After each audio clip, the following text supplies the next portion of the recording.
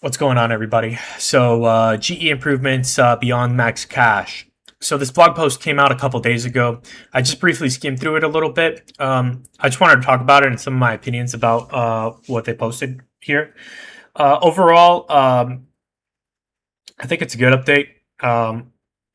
Initially, I was under the impressions that they were just going to change the cash stack numbers, which kind of I was like, "What the heck is this?" Like, it's like that's not that doesn't really preserve old school RuneScape, right? It's kind of like a big deal to be changing that number because it's so iconic at this point. It's been the max number for so many years.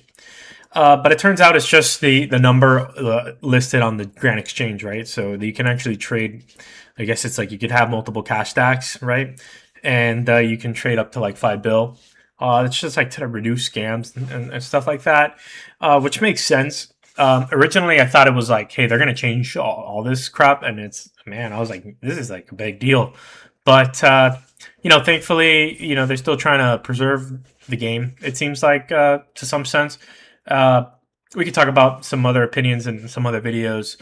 Um, but yeah, let's take a read through it really quick. I've seen some other people talk about it. I kind of wanted to talk about it myself. You guys don't know who I am, right? This is my one of my first videos on YouTube, especially in this manner. But I've been playing this game for since 2006, so in a couple of months it'll be 20 years of playing this game. I started playing back in RS2. They messed it up with Evolution of Combat. I was around for that. Uh, they they came out with the poll to vote whether you wanted an old school version of the game. At the time, it was the 2007 Scape. I voted on that, so it's kind of cool actually seeing how the game has progressed from those days to now. I voted on it. I played it for like a week, and then I got off of it and went back to RS3 for a couple years, and then sometime around 2016. It was funny. My buddy wanted me to give him my gold on old school because he was playing it, and I was like, "Sure, I'll log in really quick and give you the gold," because he was trying to get me to play it. And then I uh, I logged in and I was like, "Oh, let me see what's going on here, man." It's like pretty old school, right? And then ever since that day, I just kept playing that version of the game, and here I am, almost already another 10 years later. The game is still around and bigger than it's ever been. I never thought that would happen. It's actually really cool to see that. So let's go through this. Grand Exchange beyond max cash. The Grand Exchange has been a fundamental part of old school's economy for well over a decade. Whether you're stocking up on the supplies before a boss trip, selling off your loot, or flipping items for profit, the GE is where it's at for all major trading functions throughout Gielinor. However, over time, one limitation has become apparent. The maximum number of coins a single offer can trade is still set to 2.14 bill. Today, we'd like to discuss a change we're working on that would allow the GE to support trades beyond that limit, as well as a few general improvements we're keen to explore in the future too. The current max cash limit stems from the system's original design many years ago. Okay. When items exceed the max cash, players need to organize their trades outside the GE to make this magic happen, right? So stuff like the third age coin, third age pickaxe, and stuff like that. Some third age items go over max cash. So basically, you have to do like platinum token trading, or like use some other random methods, right? So the drawbacks with this is it removes protection and convenience that the system naturally provides, increases the risks of scams, and complicates price discovery for other players. Which yeah, it can be a problem, right? There's so many items like third age, clue score items that you put in the GE, and it's just like they say they go for like this much, but really they don't sell for like more than 100 GP. And you can imagine that low volume items, especially in the very expensive ones, have that issue to like an extreme margin. So by enabling the GE to support offers beyond max cash, we hope to ensure these items can be traded safely and conveniently from day one. Cool. To note, all item stocks, including coins, will still be capped at 2.147 bills. So that's the important note. That when I saw people talking about this, I was like, "Holy crap, that's a big deal!" Right? They're going to change the very iconic number of the game, and it would have been like a statement almost, in that they're just like out with the old. We're just going a completely different direction, right? And who knows what that would have meant for the future? But that's not the case. That's just my imagination, and that's not what they're doing. Um, so here we go. This means that okay, instead of the GE itself would support higher value trades using both coins and the platinum tokens where required.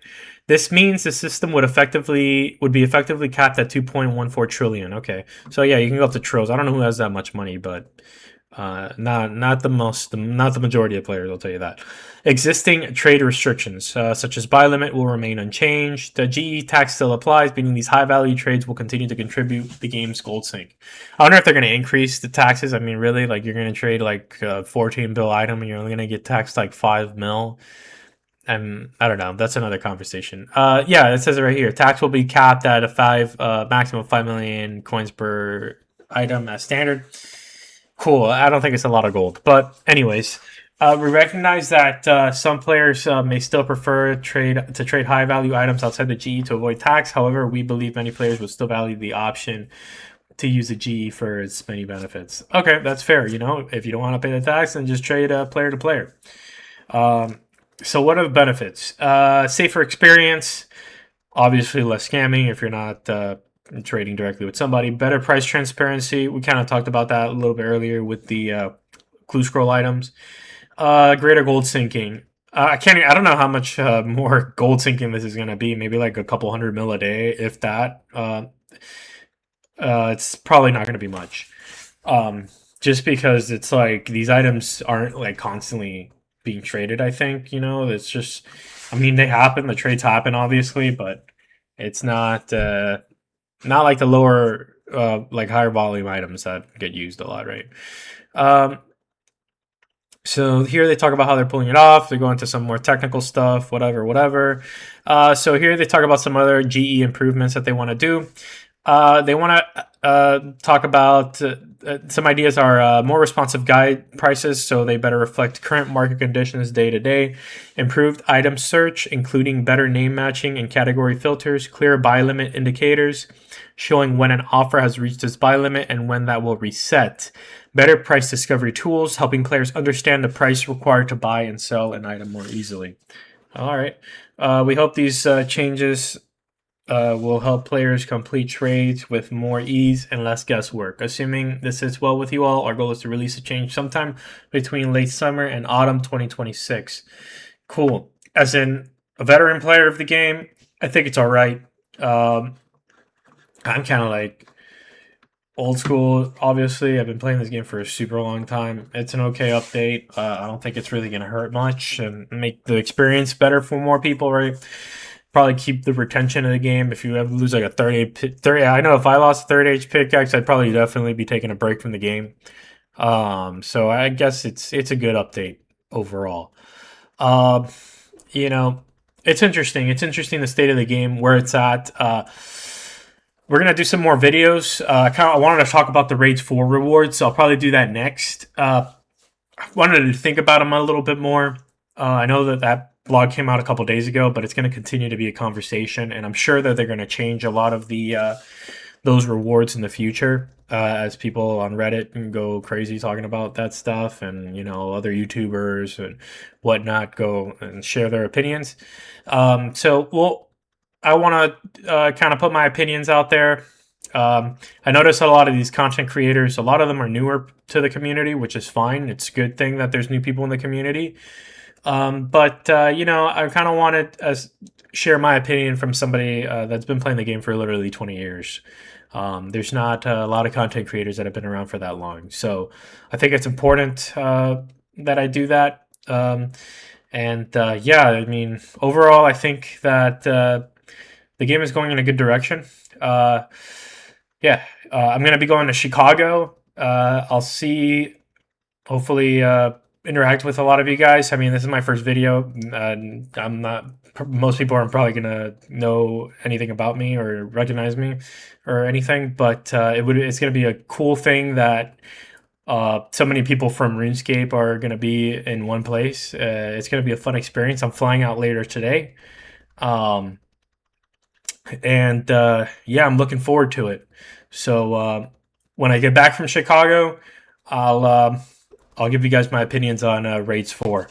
Until then, have a nice day, guys.